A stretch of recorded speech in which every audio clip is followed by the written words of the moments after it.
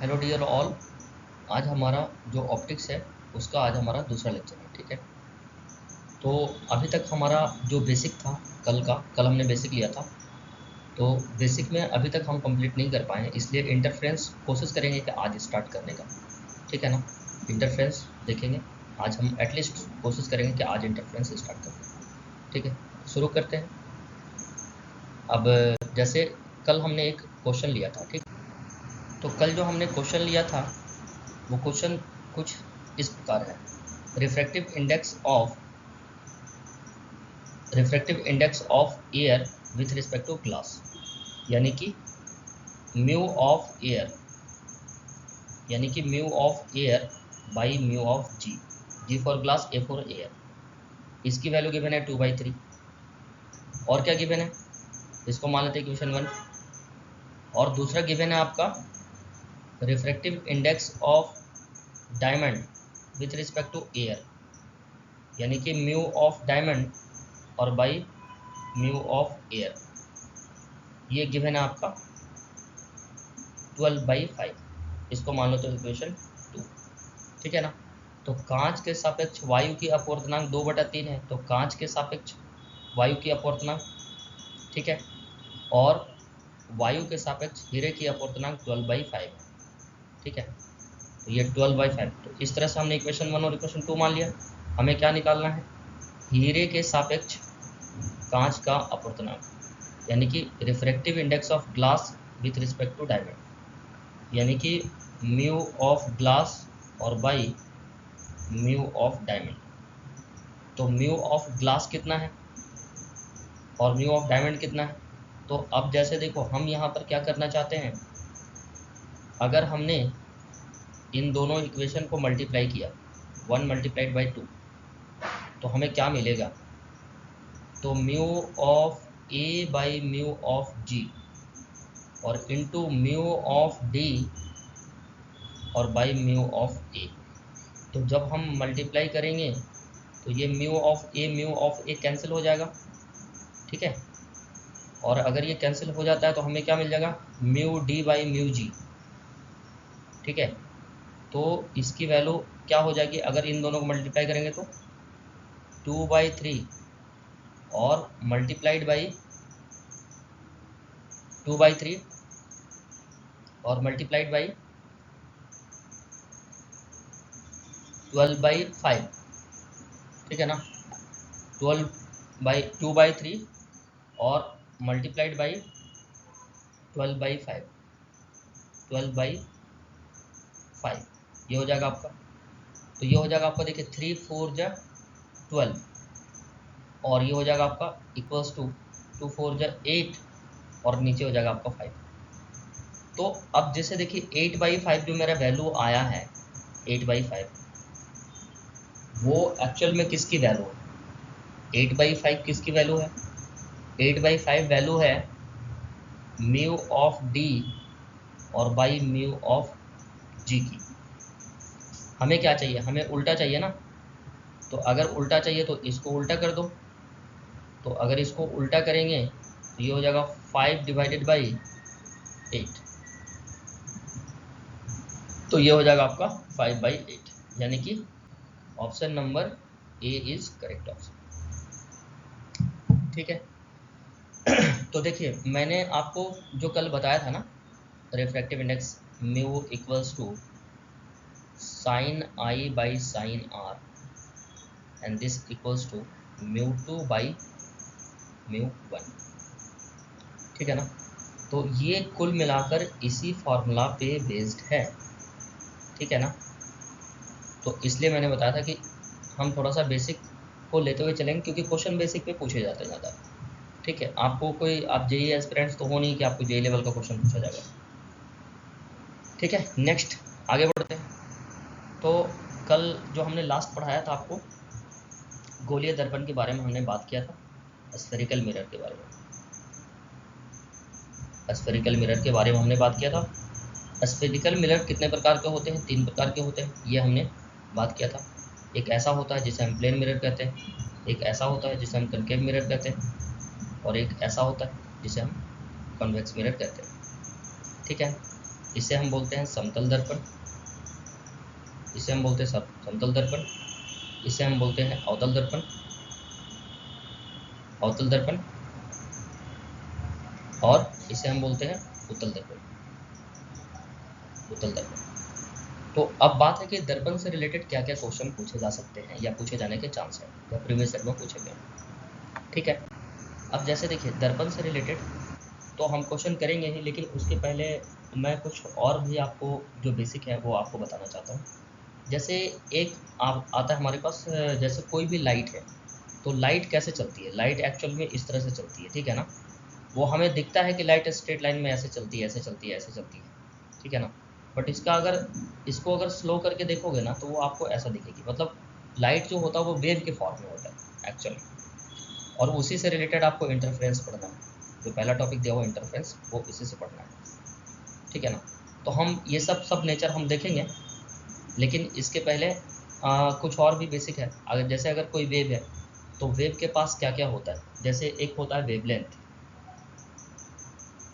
एक होता है आपका वेवलेंथ, इसे हम हिंदी में बोलते हैं तरंग दैर्घ्य, तरंग दैर्घ्य, ठीक है ना। और इसे डिनोट किसे करते हैं, लेमडा से करते हैं, ठीक है। दूसरा होता है आपका वेलोसिटी ऑफ लाइट, यानी प्रकाश का वेग, वेलोसिटी ऑफ लाइट यानी प्रकाश का वेग, यानी c is called speed of light. और तीसरा होता है फ्रीक्वेंसी, ठीक है ना, फ्रीक्वेंसी ऑफ वेव्स या फ्रीक्वेंसी ऑफ लाइट कह सकते हैं, इसे हम एफ से डिनोट करते हैं। तो इन तीनों में एक्चुअल में कुछ रिलेशन होता है। तो एक बार एक ऐसा क्वेश्चन पूछा गया बहुत साल पहले, क्या पूछा गया कि मान लेते हैं कि हमारे पास दो मीडियम है, ये मान लेते हैं मीडियम 1 है और ये मान लेते हैं मीडियम 2 है, ठीक है ना। 1 सेकेंड, ठीक है। तो यहाँ पर दो मीडियम है, एक मीडियम 1 है, मीडियम 2 है। मीडियम 1 से एक रे ऑफ लाइट ऐसे इस सरफेस के ऊपर इंसिडेंट होती है, ठीक है। अब इसकी जो वेवलेंथ है वो आपका λ1 गिवन है, और इस लाइट की जो फ्रीक्वेंसी है वो f है, और इसकी जो आपका λ1 f1 है, और इसकी जो वेलोसिटी है मान लेते हैं v1 है या c1। जब ये लाइट मीडियम 2 में जाएगी तो जाहिर सी बात है स्पीड ऑफ लाइट कम हो जाएगी इसकी या फिर चेंज होगा, ठीक है ना। तो जब ये मीडियम 2 में जाती है तो इसको ऐसे ट्रैवल करना चाहिए था, तो यहाँ से ये ऐसे चली जाती है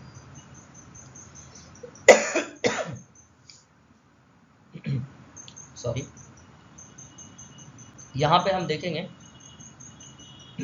ये रेयर मीडियम है और ये डेंसर मीडियम, ठीक है ना। अब मीडियम के बारे में थोड़ा सा बताऊंगा आपको अगली स्लाइड।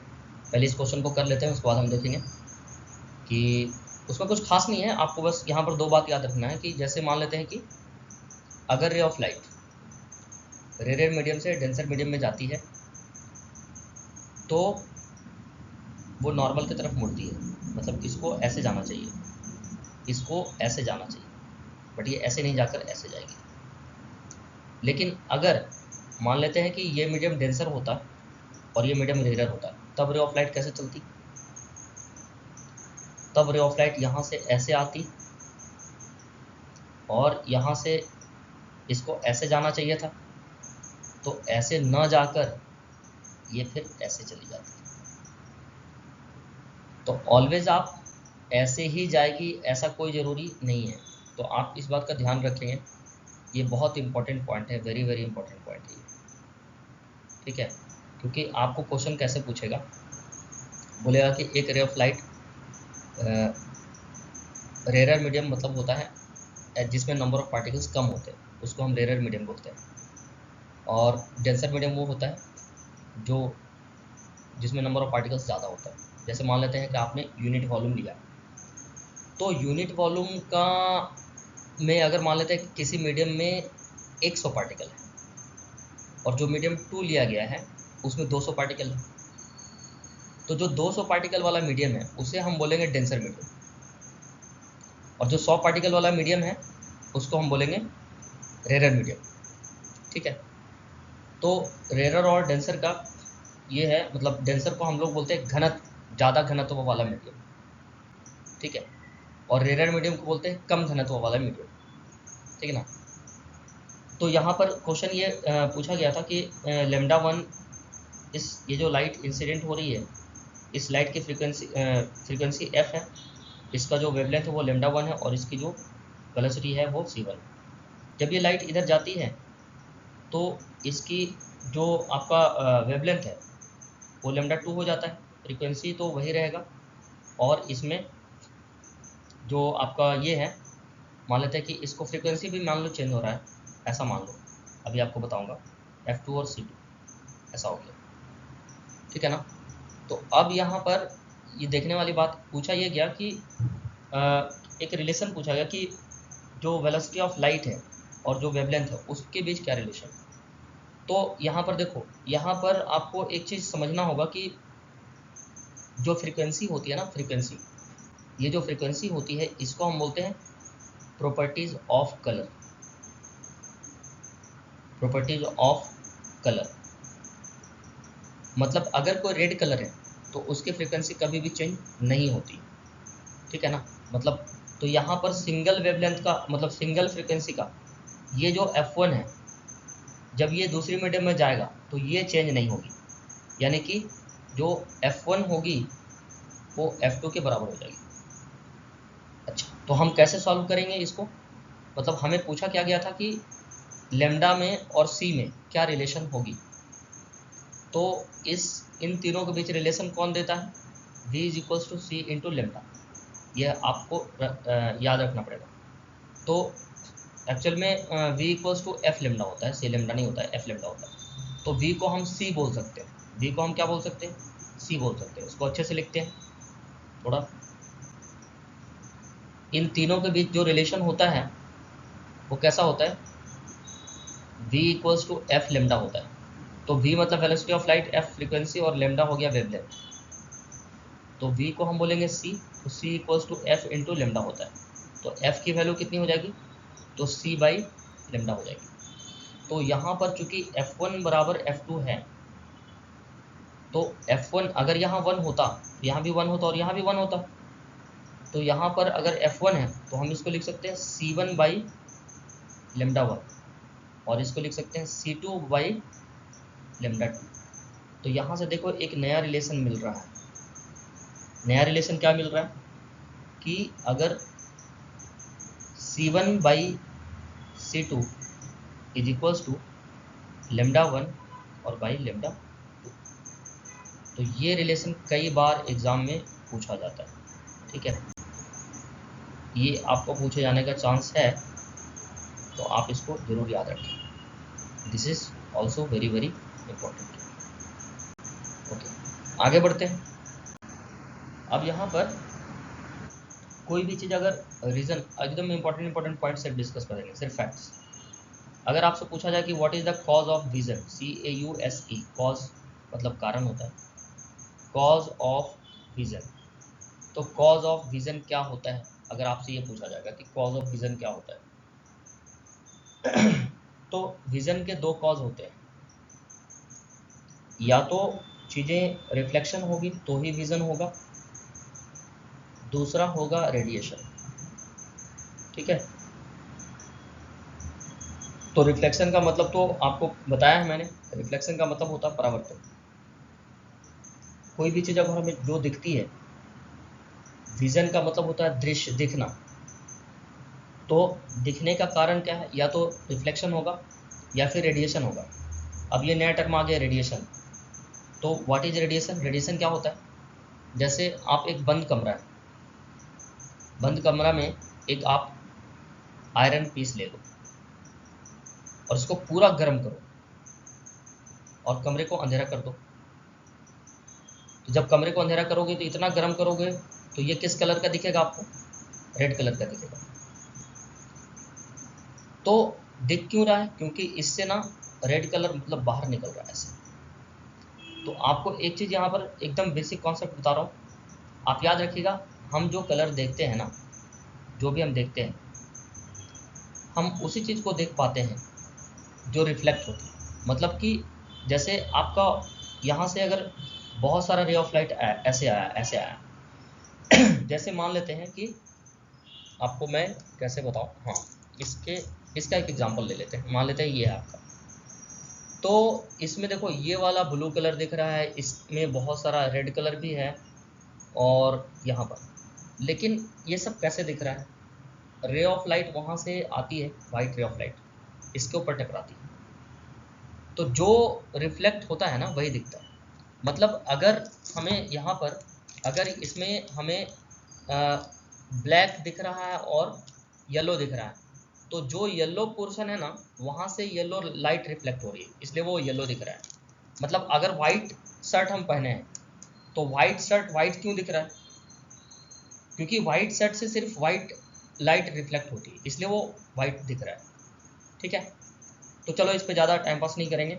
आपको मतलब आप इसमें एक बस नोट में याद रखना, आप नोट में एक चीज़ याद रखना कि हमें वही कलर दिखती है, हमें वही कलर दिखाई देती है या दिखती है जो रिफ्लेक्ट होती है। अगर ब्लू दिख रहा है, इसका मतलब ब्लू कलर रिफ्लेक्ट हुआ, बाकी सब एब्जॉर्ब कर दिया। जैसे वाइट शर्ट वाइट क्यों दिखता है? क्योंकि वाइट लाइट जब आता है तो वो क्या करता है ना, पूरे सारे कलर को ऑब्जर्व कर लिया। अगर मतलब सॉरी, सारे कलर को अगर रिफ्लेक्ट किया तो 7 कलर मिलाकर वाइट ये होता है। ठीक है ना, अगर कोई वाइट दिख रहा है, तो वाइट दिख रहा है, इसका मतलब इसने क्या किया है, ऑल कलर रिफ्लेक्ट कर दिया। ऑल कलर रिफ्लेक्ट मतलब इसने अपने पास कुछ भी नहीं रखा। और अगर कोई ब्लैक दिख रहा है, तो इसका मतलब क्या है कि ऑल कलर एब्जॉर्ब कर लिया। ठीक है ना, एब्जॉर्ब करने का मतलब होता है कैप्चर कर लेना, सोख लेना। ऐसा मतलब जैसे रे ऑफ लाइट आया और यहाँ पर शर्ट के ऊपर पड़ा, तो शर्ट ने क्या किया, मतलब जैसे रेड शर्ट है, तो रेड शर्ट रेड क्यों दिखता है? क्योंकि वो 7 वाइट लाइट जो होता है वो मिक्सचर ऑफ 7 कलर होता है। जो प्रकाश की जो तरंगें होती है, जो प्रकाश का जो तरंगें होती है, वो 7 रंगों का मिश्रण होता है ना। तो 7 रंगों का मिश्रण में से जो रिफ्लेक्ट होगा वही दिखेगा आपको। अगर मान लेते रेड दिख रहा है, इसका मतलब है कि रेड रिफ्लेक्ट हो रहा है, बाकी सब एब्जॉर्ब हो रहा है। ठीक है, तो ऐसा चीज। और देखिए और क्या होता है इसमें, अगर नेक्स्ट बात करेंगे तो एक पूछता है आपको, और एक एग्जांपल मैं बता रहा हूँ कि जैसे यहाँ पर कोई ऑब्जेक्ट रख देगा और ऐसे बोलेगा कि हाइट उसकी h है, और इसके बगल में आपको प्लेन मिरर रख देगा, ऐसे ये प्लेन मिरर रख देगा, तो इसकी हाइट स्मॉल h है। ठीक है, तो अब यहाँ पर जो है स्मॉल h जो है वो कैपिटल H से बड़ा है। ठीक है, तो एक सवाल ये पूछेगा कि इस मिरर की, इस h की वैल्यू कितनी होनी चाहिए ताकि हमें h जो है वो पूरा दिखे। h अगर कोई पर्सन है, ठीक है ना, तो बोलेगा कि h की वैल्यू कितनी हो ताकि ये जो h है वो फुल दिखे, पूरा दिख जाए, फुल दिखे। तो इसका मैं आपको बता रहा हूँ, ऐसे इसका डेरिवेशन करेंगे तो बहुत लंबा जाएगा। आप इसका बस फैक्ट से याद कर रख लो, क्योंकि ये इस पे एक सवाल बस पूछ सकता है कि किसी दर्पण की, समतल दर्पण की ऊंचाई कम से कम कितनी होनी चाहिए ताकि कोई व्यक्ति अपना पूरा इमेज उसमें देख सके। तो याद रखना जो h होती है इसकी वैल्यू होती है h/2, ये आपका फॉर्मूला है। ठीक है ना, यानी कि दर्पण की ऊंचाई, दर्पण की ऊंचाई, और दर्पण में कौन सा दर्पण लेना है, समतल दर्पण लेना है। समतल दर्पण की जो ऊंचाई होगी वो पर्सन के हाइट से आधी होनी चाहिए। व्यक्ति की ऊंचाई और बटा 2 ये होना चाहिए। ये फॉर्मूला, इस पर क्वेश्चन पूछता है तो आप इसको अच्छे से लर्न कर लें, ठीक है। और क्या होता है, ठीक है, एक आपका होता है वेलोसिटी ऑफ लाइट का formula c equals to square root of mu naught into epsilon naught, ये भी एक होता है फॉर्मूला। और इसको जब वैल्यू सॉल्व करोगे तो ये आ जाएगा आपका 3 इंटू 10⁸ मीटर पर सेकेंड, ठीक है। तो यहाँ पर अगर ये जो होता है ये आपका किस में होता है, ये आपका होता है वैक्यूम में। वैक्यूम मतलब निर्वात, मतलब कोई मीडियम नहीं होगा। अगर हम मीडियम की बात करेंगे तो मीडियम में का जो फार्मूला होता है वो कुछ ऐसा होता है, mu naught epsilon naught into mu r into epsilon r r r, ठीक है ना। ये पूरा में स्क्वायर रूट है। तो ये किसके लिए होता है, फॉर मीडियम होता है, फॉर मीडियम होता है, यानी हम इसको सी एम बोल सकते हैं, एम का मतलब मीडियम, ठीक है।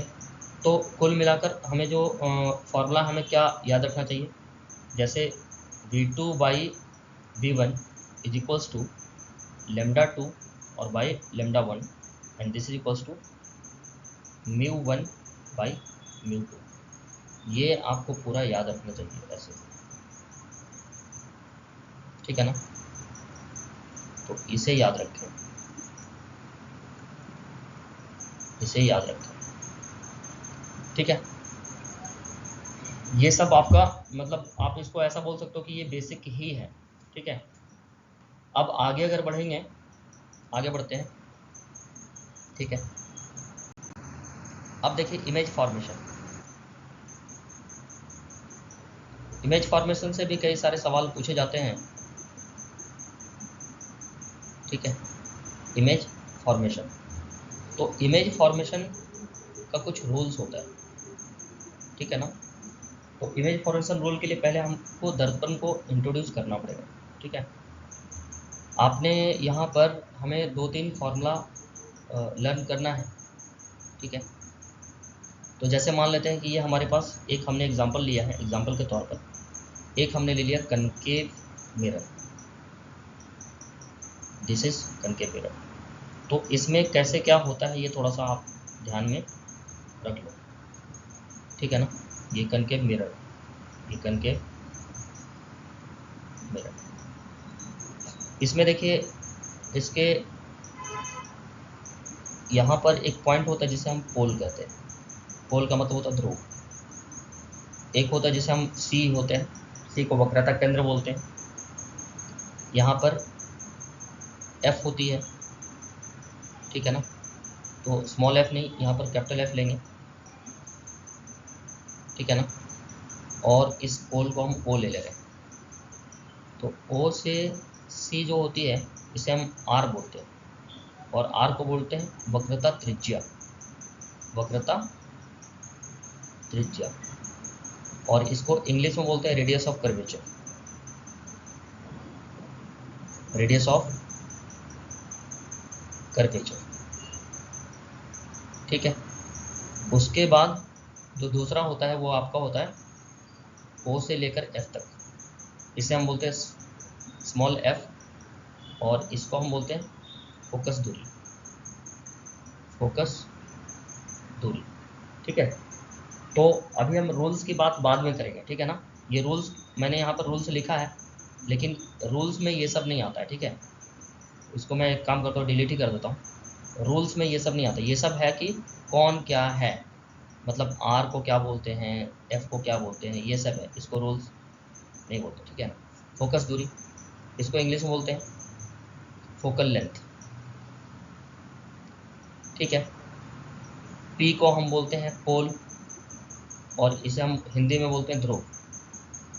सी को बोलते हैं centre, centre of curvature, centre of curvature. Centre of curvature का मतलब होता है वक्रता केंद्र, ध्यान रखिएगा। वक्रता त्रिज्या अलग होती है और वक्रता केंद्र अलग होता है। वक्रता त्रिज्या एक दूरी होती है, जैसे मान लेते हैं कि ये O है और ये C है, तो इस यहाँ से यहाँ तक की दूरी को हम R बोल रहे हैं, ठीक है ना। लेकिन जो C है, मतलब वक्रता जो केंद्र होता है एक पॉइंट होता है, पोल क्या होता है, एक पॉइंट होता है, C क्या होता है, एक पॉइंट होता है, F क्या एक पॉइंट है। तो F को क्या बोलेंगे, F को बोलेंगे फोकल पॉइंट, मतलब फोकस बिंदु, फोकल पॉइंट, ठीक है। ये सब हमें याद रखना पड़ेगा, ठीक है। यहाँ से यहाँ तक के बीच की दूरी को, इसे हम R बोल रहे हैं, O से F तक के बीच की दूरी को स्मॉल f बोल रहे हैं, ठीक है। तो इसके बाद एक होता है दर्पण सूत्र, ठीक है ना। दर्पण सूत्र क्या होता है, दर्पण सूत्र होता है 1/v minus 1/u is equals to 1/f। और एक होता है लेंस सूत्र। लेंस सूत्र, मैं लेंस सूत्र इसलिए लिख रहा हूँ यहाँ पर क्योंकि दोनों मिलता जुलता है, 1/v plus 1/u is equals to 1/f। और एक और फॉर्मूला होता है relation between focal length and radius of curvature, यानी कि जो f होती है वो r/2 के बराबर होती है। तो इसको हम कैसे याद रखेंगे, अब इसमें देखिए सबको मैं बता रहा हूँ। v क्या है, v को बोलते हैं प्रतिबिंब की दूरी, प्रतिबिंब की दूरी। u क्या है, वस्तु की दूरी। अब ये सब कैसे होता है अभी आपको डायग्राम ड्रॉ करके दिखाऊंगा। f तो मैं बता चुका हूँ प्रीवियस स्लाइड में, ठीक है ना, और r भी बता चुका हूँ। f है आपका फोकस दूरी, ये सब दूरी है ना, फोकस दूरी ये दूरी है। और r इज कॉल्ड वक्रता त्रिज्या, है ना, वक्रता त्रिज्या। तो इसमें आपको बहुत सारा चीज़ आपको याद रखना पड़ेगा इन सभी में, ये बहुत इंपॉर्टेंट फार्मूला है तीनों, ठीक है ना। अब इस फार्मूले का इस्तेमाल कहाँ पर होता है, इमेज फॉर्मेशन में यूज़ होता है इसका, इमेज फॉर्मेशन में यूज़ होता है, इमेज फॉर्मेशन में यूज़ होता है ये तीनों फार्मूला, ठीक है। अब देखिए, तो एक चीज़ आ गया आपका इमेज। तो इमेज कितने प्रकार की हो सकती है, एक होती है रियल इमेज और एक होती है वर्चुअल इमेज। रियल को हिंदी में हम बोलते हैं, रियल इमेज को हम बोलते हैं वास्तविक प्रतिबिंब, वास्तविक प्रतिबिंब। और वर्चुअल इमेज को हम बोलते हैं काल्पनिक प्रतिबिंब। जैसे मूवी में आप देखने जाते हैं प्रतिबिंब, जैसे हम मूवी, इसका एक एग्जांपल ले लेते हैं। इसका एग्जांपल क्या है, मूवी, मूवी में जो पर्दा पर जो फिल्म होता है ना, पर्दा के ऊपर जो मूवी चलती है, पर्दा के ऊपर जो मूवी हम देखते हैं, तो मूवीज़ में जो इमेजेस होती है, ठीक है, वो दौड़ता हुआ इमेज हमें दिखाता है, तो वो एक्चुअल में काल्पनिक होता है, वो रियल नहीं होता है, ठीक है। वो एक्चुअल में क्या होता है, काल्पनिक होता है। और रियल इमेज कैसे होता है, हम जो आईना में देखते हैं, ठीक है, वो हमारा रियल इमेज है। तो कौन कैसा इमेज बनाता है, ये सभी चीज़ बहुत सारा फैक्टर्स हैं, ठीक है। तो इमेज फॉर्मेशन के कई सारे रूल्स हैं, ठीक है, इमेज फॉर्मेशन के कई सारे रूल्स हैं। तो यहाँ पर तो यहाँ पे देखिए, रियल इमेज को हम बोलते हैं वास्तविक प्रतिबिंब और वर्चुअल इमेज को बोलते हैं काल्पनिक प्रतिबिंब। तो हमें यहाँ पर इमेज फॉर्मेशन रूल हमें जानना बहुत ज़रूरी है, क्योंकि इस पर भी कई बार सवाल पूछे जाते हैं। इमेज फॉर्मेशन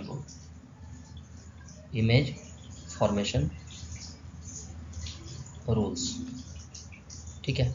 तो इमेज फॉर्मेशन रूल्स में क्या होता है, जैसे मान लेते हैं कि हमारे पास एक मिरर है ऐसा, ठीक है। जैसे मान लेते हैं कि हमारे पास एक मिरर है ऐसा। तो अब ये जो मिरर है, इस मिरर में हमने ये देख चुके हैं कि यहाँ से ये मान लेते पोल है, ये मान लेते फोकस है, और ये मान लेते वक्रता केंद्र है, ठीक है। ये फोकस बिंदु है, ये ध्रुव है, P is Dhruv, F is focus बिंदु और C इज। तो हमें इमेज फॉर्मेशन रूल में दो बातों का ध्यान रखना पड़ता है। पहला बात हमें देखना पड़ेगा कि जो इनकमिंग रेज है वो कैसे होती है, मतलब आने वाली किरणें कैसी है, इनकमिंग रेज, ठीक है ना। और दूसरा होता है आपका आउटगोइंग रेज। तो जो इनकमिंग होता है वो कैसे होता है, अगर मान लेते हैं कि पैरेलल किरणें आ रही है, तो जो पैरेलल किरणें आएगी वो कहाँ से बाहर जाएगी, फोकस से बाहर जाएगी। मतलब क्या है, मतलब ऐसा है कि अगर पैरेलल का मतलब होता है प्रिंसिपल एक्सिस के पैरेलल। तो प्रिंसिपल एक्सिस किसे बोलते हैं, जो ऐसा लाइन जो C को और F से होते हुए अगर कोई लाइन जाती है तो उसे हम प्रिंसिपल एक्सिस बोलते हैं। मतलब P, C एंड F से गुजरने वाली लाइन को हम प्रिंसिपल एक्सिस बोलते हैं। तो इसके पैरेलल आएगा लाइन, तो इसके पैरेलल ऐसे आ सकता है। तो जो पैरेलल आएगी तो वो कहाँ से जाएगी, फोकस से जाएगी, ऐसे जाएगी। तो इसको बोलेंगे इनकमिंग। दर्पण पे टकराने के पहले जो रेज होती है, दर्पण यहाँ पे टकरा रहा है रे ऑफ लाइट, तो इसके पहले ये वाला जो रे है ये आपका इनकमिंग रेज है, और ये जो रेज है वो आपका आउटगोइंग रेज है, ठीक है। तो आपको इसको ध्यान में रखना होगा, ठीक है। तो incoming rays and outgoing rays ऐसे होता है। उसके बाद मान लेते हैं कि यहाँ से एक रे ऑफ लाइट ऐसे आया, तो ये फोकस से जाएगी, तो पैरेलल तो और भी रेज आ सकती है। मान लेते दूसरा रेज पैरेलल ऐसे आया, तो ये यहाँ से ऐसे जाएगी, ठीक है ना, ये यहाँ से ऐसे जाएगी। तो यहाँ से जो पैरेलल किरणें आती है वो फोकस से जाती है। दूसरे नंबर पे अगर कोई फोकस से आ रही है तो फिर वो पैरेलल जाएगी। अगर इनकमिंग फोकस से है तो आउटगोइंग कैसे हो जाएगी, पैरेलल हो जाएगी, ठीक है। तीसरे नंबर पे जो तीसरा रूल है वो ये कहती है कि अगर कोई रे ऑफ लाइट पोल से आती है तो जब वो वापस जाएगी तो पोल से ही वापस जाएगी। इसका मतलब क्या है समझिए। पॉइंट नंबर 3 का मतलब है कि अगर कोई रे ऑफ लाइट पोल से आती है तो पोल से कैसे आ रही है, मान लेते कोई रे ऑफ लाइट ऐसे आया, ये देखिए पोल से इतने एंगल पर आया है, तो इतने ही एंगल पर पोल से वापस भी चली जाएगी, ठीक है ना। तो ये सब आपको समझना पड़ेगा। चौथा जो रूल है वो ये कहता है, जो चौथा रूल है कि अगर कोई प्रिंसिपल एक्सिस से आती है, मतलब प्रधान अक्ष से आती है, प्रिंसिपल एक्सिस को हिंदी में बोलते हैं प्रधान अक्ष, तो प्रिंसिपल एक्सिस से जो आएगी वो कहाँ से जाएगी, वो प्रिंसिपल एक्सिस से ही बाहर जाएगी, वापस जाएगी। अब प्रिंसिपल एक्सिस से कैसे लौटेगा, मान लेते हैं कि प्रिंसिपल एक्सिस से कोई रे ऑफ लाइट इंसिडेंट हुई, प्रिंसिपल एक्सिस से इंसिडेंट हुई मतलब आपतित हुई। इसका मतलब ये देखिए यहाँ से ऐसे आएगी, तो जो रे ऑफ लाइट ऐसे आएगी वो ऐसे ही वापस जाएगी। तो ये आपका पूरा रूल्स है। अब इस पे देखिए क्वेश्चन कैसे पूछा जाता है। जैसे मान लेते हैं कि आपको इमेज का पोजीशन दे देगा, सॉरी इमेज का पोजीशन पूछेगा, बोलेगा कि इमेज पोजीशन यानी कि प्रतिबिंब की स्थिति कैसी होगी अगर object position is at infinity, infinity मतलब अनंत। अगर वस्तु को अनंत पर रखा गया है तो अवतल दर्पण में पूरी कहानी बताइए अगर वस्तु को अनंत पे रखा गया तो मान लेते ये अवतल दर्पण है, हमें अवतल दर्पण में पूछा है, ये क्वेश्चन में गिवन रहेगा कि कौन सा दर्पण में पूछेगा आपको। तो ये जो हमें पूछ रहा है ये हमें अवतल दर्पण में पूछ रहा है, अवतल दर्पण में, ठीक है, अवतल दर्पण में। तो अवतल दर्पण में अगर ये पूछ रहा है तो यहाँ से ऐसे मान लेते हैं कि ये पोल है, मान लेते हैं फोकस बिंदु है और ये मान लेते हैं वक्रता केंद्र है, ठीक है। तो ऑब्जेक्ट को इधर कहीं इन्फिनिटी पे रखा है, तो मैं आपको बता दूं कि जो ऑब्जेक्ट इन्फिनिटी पे रखी रहती है उससे जो रे ऑफ लाइट निकलती है, अगर मान लेते हैं ऑब्जेक्ट यहाँ ऐसे रखा हुआ मैंने, तो इससे बहुत सारा रे ऑफ लाइट ऐसे ऐसे ऐसे ऐसे निकलेगा, बहुत सारा रे ऑफ लाइट निकलेगा, ठीक है ना। तो जो ऑब्जेक्ट इन्फिनिटी पे रखी रहती है उससे जो रे ऑफ लाइट निकलती है वो पैरेलल निकलती है, मतलब इंसिडेंट जो होगी यहाँ पर, जो आपतित किरण होगी वो पैरेलल होगी, ठीक है। तो ये यहाँ से एक किरण ऐसे आ गया और ये यहाँ से एक किरण ऐसे आ गया, तो ये प्रिंसिपल एक्सिस के पैरेलल आएगा। तो हम रूल्स में पढ़ चुके हैं जो प्रिंसिपल एक्सिस के पैरेलल आएगी वो कहाँ से गुजरेगी, फोकस से। तो फोकस से गुजरेगी तो ऐसे जाएगी और यहाँ से ये मुड़ जाएगी तो ये ऐसे चली जाएगी। तो अब देखो इमेज कहाँ पर बनता है, ये बहुत बड़ी बात है। इमेज कहाँ पर बनता है, इमेज कहाँ पर बनता है, इमेज कहाँ बनता है, इमेज कहाँ पर बनता है,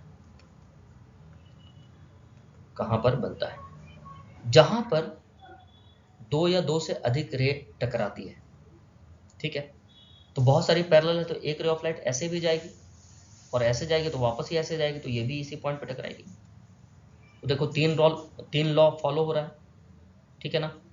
एक जो फोकस से गई तो पैरेलल निकल गई, पैरेलल जाएगी तो फोकस से निकलेगी, ठीक है ना।